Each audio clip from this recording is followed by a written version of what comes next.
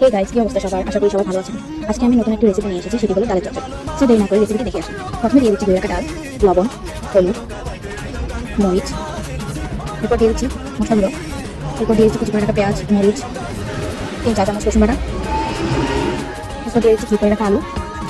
এরপর এটাকে হাত দিয়ে ভালো করে মিক্স করে নিতে হবে। হাত দিয়ে মিক্স করলে কিন্তু রান্নাটি স্বাদ আরও দ্বিগুণ বেড়ে যায়। এরপর দিয়ে দিতে হবে পরিমাণ মতো তেল, চুলার আঁচ কমিয়ে দিয়ে ভালো করে মিক্স করে নিতে হবে।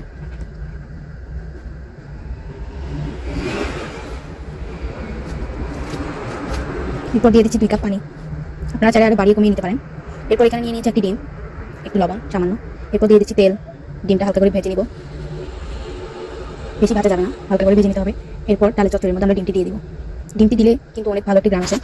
এরপর আরও গ্রাম করার জন্য দিয়ে দিচ্ছি আমরা রসুন কুচি, পেঁয়াজ কুচি, মরিচ দুটো ভালো করে ভেজে দিয়ে দিতে হবে। এরপর রেডি হয়ে গেল আমাদের ডালের চচ্চড়ি। আপনারা ট্রাই করতে পারেন। বাই দ্য ওয়ে, আমার নতুন ইউটিউব চ্যানেল আপনারা সবাই সাবস্ক্রাইব করে দিবেন, লাইক করে দিবেন, সবাই সাপোর্ট করে পাশে থাকবেন। ধন্যবাদ।